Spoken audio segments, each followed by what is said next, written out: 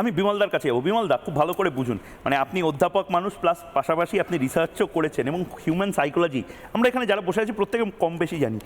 30 second দাদাকে বলতে দিলাম, আজিজুল বিশ্বাসকে, 30 সেকেন্ডের মধ্যে 25 সেকেন্ড উনি বললেন দেশ কিভাবে রসাতলে যাচ্ছে, এই সরকার কি ভয়ঙ্কর কাজ করছে এবং তাকে এই জিনিসগুলো নিয়ে এই দাবিগুলো আটকে দিয়েছে। আমি প্রশ্ন করেছিলাম মমতা বন্দ্যোপাধ্যায় মিথ্যা কথা বলছেন না সত্যি কথা? পয়েন্টটা তো সেটাই, নীতি আয়োগের মিটিংয়ের একটা এজেন্ডা থাকে, উনি 5 মিনিট 7 মিনিট 70 মিনিট যাই বলুন ভাই, এজেন্ডাতে বলুন, এটা তো 21শে জুলাইয়ের মঞ্চ নয়। তুমি বারবার মিথ্যাচার বলছো, আমি কিন্তু কখনো কখনো মনে করি মমতা বন্দ্যোপাধ্যায় অদ্ভুত সারল্যের সঙ্গে সত্যি কথা বলে দেন। কীরকম বলতে মানতেই হবে। একঘর সাংবাদিক এই কিছুদিন আগে সবার সামনে এক মুখ সারল্য নিয়ে এক মন্ত্রীর দিকে তাকিয়ে বলে দিলেন, ও হে তুমি সল্টলেকে পয়সা নিয়ে লোক বসাও কেন? বলেননি এই সারল্যের প্রশংসা করবে না?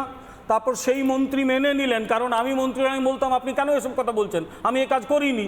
উনি কিচ্ছু বলেননি, মানে উনি মেনে নিয়েছেন, মুখ বন্ধ করে বাড়ি চলে গেছেন। আর সরকারি জায়গা দখল করলে যে একটা সেটা আইনের চোখে মারাত্মক একটা অপরাধ, মুখ্যমন্ত্রী তারপরেও তাকে মন্ত্রিসভায় রেখে দিয়েছেন।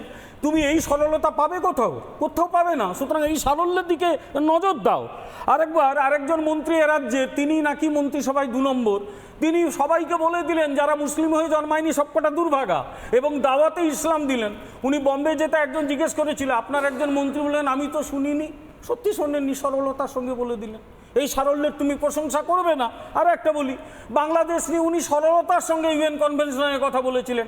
উনি বুঝতে পারেননি যে দরজা খটখটালে আমরা আশ্রয় দেবো, এই কথাটা রাজ্যের মুখ্যমন্ত্রী বলতে পারেন, এটা কেন্দ্রীয় সরকার বলতে পারে। কারণ ইউএন কনভেনশন অন রিফিউজিজ 1951 যে জেনেভা কনভেনশন, তার ভারত সিগনেটরি নয়, ভারত কাউকে আশ্রয় দিতে বাধ্য নয়, কিন্তু তারপরেও ভারত লক্ষ লক্ষ কথা বলেছিলেন। আপনি বোধহয় বাংলাটা বুঝতে পারেননি, আবার শুনুন। উনি খুব স্পেসিফিক্যালি বলেছিলেন, আবার শুনুন, শোনাটা দরকার। উনি সেই কথাটাও বলতে পারেন। ইউনাইটেড নেশনস আমি বলতে পারি যে আমি আবার বলছি, আমি যা বলছি আমি জানি, আমাকে বলতে দিন, তারপর আপনি যত খুশি বলুন। উনি এই কথাটাও বলতে পারেনি। আমি ইংরেজিটা অল্প স্বল্প জানি, বাংলাটা ভালো জানি। ইংরেজি খুব বেশি হয়তো জানি না, বাংলাটা একটু জানি। আমি বাঙালির ছেলে। আমার কথা হচ্ছে উনি যেটা বলতে পারেন না সেটা বলার ওনার একটা অভ্যেস রয়েছে। খুব সারল্যের সঙ্গে বলে দেন, সারল্যের সঙ্গেই বলেছিলেন যে র ঘটিয়েছে এই কাজ, তারপর দিব্যি চেপে গেলেন, তারপর দেখা গেল জেএমবি এখানে কাজটি করেছে। ফলে এই সরলতার প্রশংসা তোমাকে করতেই হবে। এটাও কি আমি প্রত্যেকের কাছে যাব, এটাও কি সরলভাবে বলেছেন? আমি পাপিয়াদি অনেকটা বসে রয়েছেন, পাপিয়াদির কাছে যাব, কিন্তু পাপিয়াদি সারল্যের প্রশংসা না, এটাও কি সরলভাবে, এটাও কি সরলভাবে কোনো রাজনীতিবিদ বলতে পারেন? যেটা অনেকের ভাবাবেগকে আঘাত করতে পারে, এরকম বক্তব্য কি বলতে পারেন? সুকন্যাদি একবার শুনে নিন তো। যারা হিন্দু মুসলমান করছেন তাদের আমি পরিষ্কার বলি, শুনে রাখুন, আমিও হিন্দু ঘরের মেয়ে। আমার সাথে হিন্দু কার্ড খেলতে যাবেন না। আমার সাথে হিন্দু কার্ড খেলতে গেলে আগে বলুন আপনি নিজে ভালো হিন্দু কিনা। হিন্দু ধর্মের আদর্শ মানুষকে ভালোবাসা। হিন্দু ধর্ম বিবেকানন্দ শিখিয়েছে। হিন্দু ধর্ম মানে রক্ষাকালী, হিন্দু ধর্ম মানে চামুন্ডা কালী, হিন্দু ধর্ম মানে ছিন্নমস্তা কালী। আমি সকালবেলায় চণ্ডীপাঠ করে তবে কিন্তু বাড়ির থেকে বেরোই, এটা মনে রাখবেন। একটু আপনাদের শুনিয়ে দিই, যারা 30-70 করছে একটু শুনিয়ে দিই, একটু শুনিয়ে বলবেন হিন্দু ধর্ম নিয়ে আমার সাথে কম্পিটিশন করতে। আমি একটা চণ্ডীপাঠ করি, ওং জয়ন্তী মঙ্গলা কালী ভদ্রকালী কপালিনী দুর্গা শিবা ক্ষমা ধাত্রী সাহা সদা নমস্তুতে মধুকৈটব বিদ্রাভ্যি বিধাত্রী বরদে নমো রূপং দেহি জয়ং দেহি যশ দেহি দিশ জয়ী মহিষাসুর নির্নাশ বিধাত্রী বরদে নমো রূপং দেহি জয়ং দেহি যশ দেহি দিশ জয়ী বন্দিতাগ্নি যুগে দেবী সর্বসৌভাগ্য দায়িনী রূপং দেহি জয়ং দেহি যশ দেহি দিশ জয়ী দেবী চরাচর সারে কুচশিষ ভূত মুক্তাহারে বীণা পুস্তক রঞ্জিত হস্তে সরস্বতী মহাভাগে বিদ্যা কমলা লোচনে বিশ্বরূপে বিশালাক্ষী সরস্বত্যই নমো নমো। মা দুর্গা, মা কালী, জয় বজরং বলি, ওম নমঃ শিবায়, গণপতি বাবা মৌরিয়া, বিশালাক্ষী, বিষ্ণু মাতা, রক্ষা কালী, জয় মাতা দি, সন্তোষী মা। আমি বিমলদা আপনার কাছে ছোট করে যাব, কারণ কি আমি জানি যে দুর্গাপুজোর সময় আপনি বলেন যে আমাদের আশেপাশেও একটু কভারেজ করতে, কারণ কি আপনি এটার সাথে যুক্ত আছেন। এই বিষ্ণু মাতাকে না, বা আমি এই যে একটা কথা বক্তব্যগুলো মমতা বন্দ্যোপাধ্যায় আমি বলেন, দুর্ভাগা নই। একটা কথা আমি একটা লাইন বলে দিই, আমি দুর্ভাগা নই, আমি একজন গর্বিত হিন্দু। এত সুন্দর চণ্ডী পাঠ শুনে আমাকে নিশ্চয়ই নমস্কার করতে হবে। আমি একেবারে আমি নাটক ফাটক করছি না, একদম নমস্কার করছি।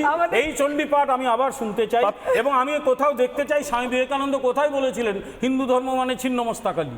আমি বিবেকানন্দ অল্প স্বল্প পড়েছি, কোথাও পড়ি। মানে এটা বিভ্রান্তি একটু রেফারেন্স।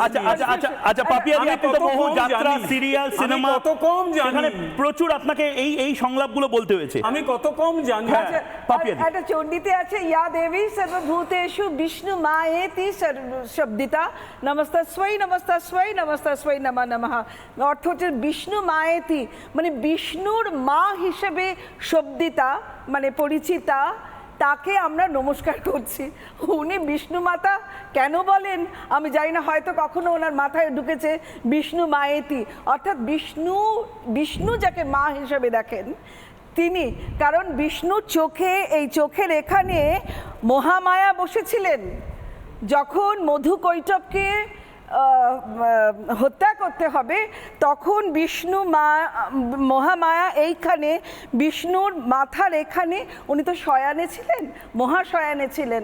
সেখান থেকে যখন মাতা চলে গেল, তখন বিষ্ণু উঠে ব্রহ্মাকে বাঁচানোর জন্য 5,500 বছর ধরে লড়াই হয়েছিল, এবং তারপরে মানে এগুলো আপনি ঠিক বলছেন না মমতা ব্যানার্জি? না, আমি এটা চণ্ডী বলছি, এটা একদম চণ্ডী বলছি। আর মমতা ব্যানার্জিকে আমরা বলছি, আসলে হচ্ছে আপনি প্রেমহীনতায় ভুগছেন। এই যে স্বামীজির কথা উনি বললেন, স্বামীজি বলেছে প্রেম করতে হবে, সে যেই হোক তার পাশে দাঁড়াতে হবে। জীবে প্রেম করে যেই জন, সেই জন সেবিছে ঈশ্বর। সুতরাং উনি ওনার নিজের লোককে শুধু প্রেম করছেন, বাকিদের উনি একেবারে মানে কি যে করছেন, পকেটেও পুড়ছেন না, বুকেও রাখছেন না, পাশেও ফেলে দিচ্ছেন না, উনি একদম ছুঁড়ে ফেলে দিচ্ছেন গর্তে। তারপরে এই পক্ষে আমি বলছি, বাবার কথা খুব মনে পড়ছে। বাবা অনেক বছর আগে মারা গেছেন।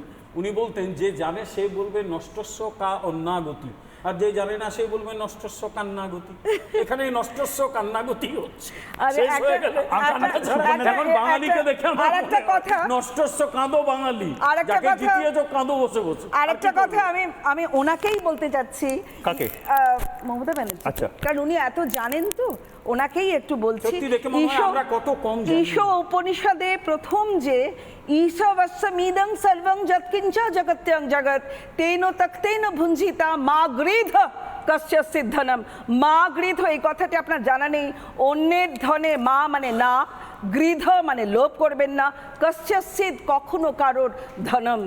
আর যেটা আপনারা রেগুলার করছেন এবং তার পাশে স্পন্সরশিপ করছেন, যারা করছেনও তাদের বলছেন বেচারা কোথায় যাবে, সে খাবে কি বউ বাচ্চা নিয়ে, যার সাথে নাকি 5,000 কোটি টাকার স্ক্যাম।